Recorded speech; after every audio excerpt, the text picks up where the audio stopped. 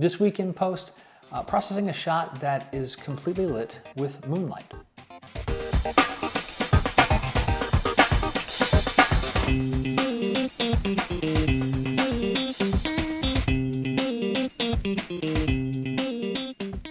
Hi everyone, I'm Scott Davenport. Welcome to In Post. And today's photo is, I guess, I wouldn't say it's unique, but at least for me, the unique characteristic about it is that all the lighting is just moonlight. This was taken well after sunset, actually on a section of land that would have been shielded from the sunlight during sunset. And it was a full moon, but somewhat cloudy, so it was a very, very soft glow type of light. And well, as we'll see here, I was quite surprised how much color I was able to draw out of the image, even though it was, very, very softly lit. Well, let's just start off. We'll dive into Lightroom and then get into on-one effects for some stylization. This is the image we'll work on here of the grottos and lagos. I've done the basic adjustments in Lightroom, and this is all moonlit. There's no artificial light here. There's no sun. And this turned out to become nice and bright. Backslash key, this is what I captured in the camera. And obviously very flat, very bluish. I wanted to open up some of the colors and things in these cool rock formations. So did lens corrections. You can see the warping change there.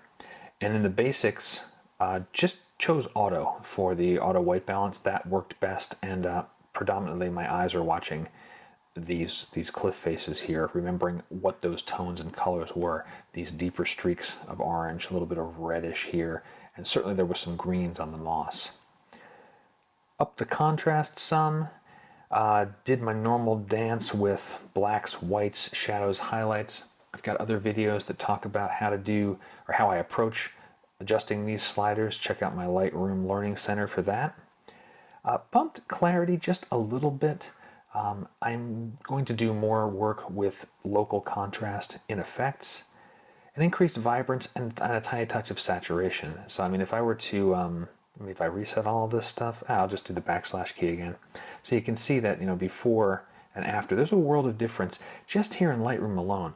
Particularly really opened up at the shadows, so you got this foreground. I mean, this looks like it could have happened in daytime. And just the amount of moonlight was really great on this particular evening. But there's more to be done. So we're going to grab this, send it over into on-one effects, and do some stylization. So let me go to photo, edit in, on 110. All right, quite a number of filters that I added. The first thing I wanted to take care of straight away was attacking the sky. I want that to be darker. I want it to retreat farther into the scene and make these, sandstone structures pop out more. So used a lower brightness and reducing a little bit of the contrast, also cooling it down, and just painted that through the sky here. So Control M, you can see I've just masked that into only the sky. Everything else is not touched. And this was quick mask, big swipe through the sky, refine mask, brush right around the edges, and then a little bit of perfect masking brush work in these edges here and right along the anywhere that I needed to clean up. But maybe 60 seconds of masking work. It did not take long at all. And that was nice. That toned down the sky, brought that back into at least feeling a little more like this was actually nighttime, like it was. On to local contrast. I said I was going to do more contrast work in effects, and I certainly did. So here is the dynamic contrast work.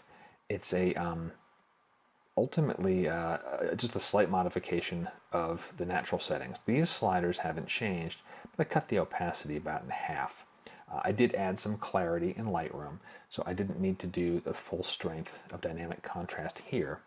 I did mask it away from the sky, so I'll do a Control M again. This is the exact opposite mask that you saw from the previous one, and there might be a little bit of cleanup to do there. I'm not worried about some contrast bleeding into the sky, because the sky is soft right around those edges. It's not so bad. I might take the refine mask. Let's see, just run that over the edge of these guys here. See if that cleans it up any better.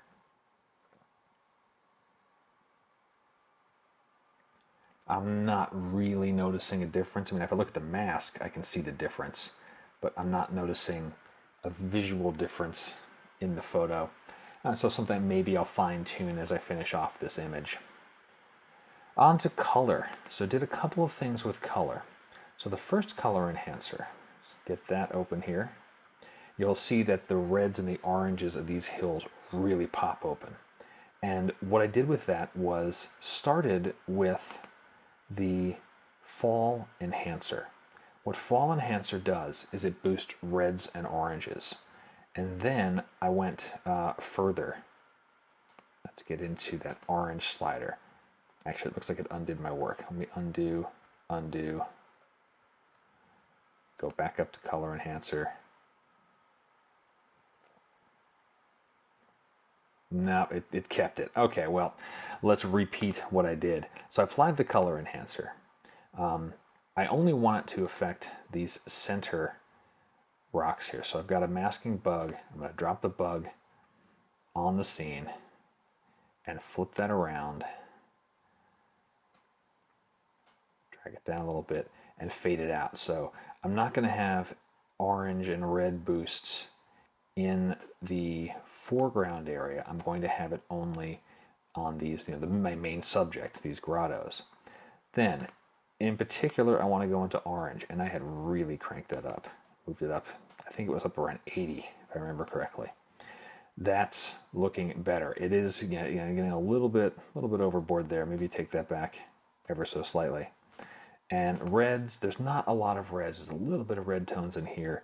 And so, maybe just shifting a little bit toward orange, something like that, to bring out these tones here. So, before that color enhancer and after, you're going to see a nice pop here, a little bit of a fade, but I'm protecting these lower rocks. These are mostly green, and that's what the next color enhancer does.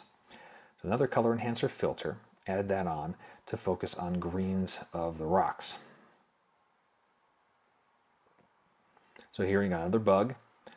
Limiting the effect, Control M for the mask, limiting the effect only to this lower corner and then letting it fade out. And then using the green enhancer preset. Straight and simple, no other adjustments to the sliders. And you can see the magic of the green enhancer is really the yellow filter, shifting that toward green and bumping saturation. So that is looking really nice. Next, a photo filter. I guess I've been playing with photo filters more recently. They're showing up in a couple of my videos. Let's see what this did for us. Again, it's kind of bringing back that twilight feel. So without the photo filter, it was a very bright photo. With the photo filter, just adding back that coolness that really is present at night, even when you have a bright light source like a full moon. Cutting the opacity a little less than half, and just played around with the sliders a little bit. With strength, I think ended up at nominal, what the default is for a photo filter, and play with the polarizer a little bit, really just making sure that the colors balance nicely. But the photo filter gives this just a nicer evening time mood. And then wrapping it up with a vignette. I have plenty of videos on how I approach vignettes. Check them out on the On One Learning Center on my website. But this last one here just does a nice little draw in so that our eyes are more focusing in toward the center of the grottos. I'll lower the feather really quickly, see if I did any centering. No, this is just straight up a little tiny bit shifted downward. So, your center point is kind of right around here as opposed to dead center of the photo. And did that with the crosshairs here to set the center of the vignette. Pop my feather back up to 100 on that. And this photo is stylized. So here's before, and here is after. I did consider a couple of approaches for this photo, keeping it more, on the bluish, moody type end, or brightening it up. And I ended up going with the latter. That just felt nicer for this particular image. But I guess the point there is you can experiment. You can take a photo in whatever direction emotionally or artistically that you'd like. The tip of the week is really about the fall enhancer preset in the color enhancer and effects.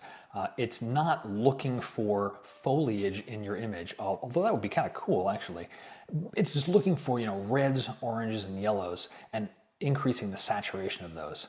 And that's something to keep in mind where you have a photo that is, whether it's dominated by those colors or there is a portion of your subject that has those colors in it. the fall enhancer is a quick way to get a boost in those colors, and then you can fine tune it from there. So it's a jump start on your processing.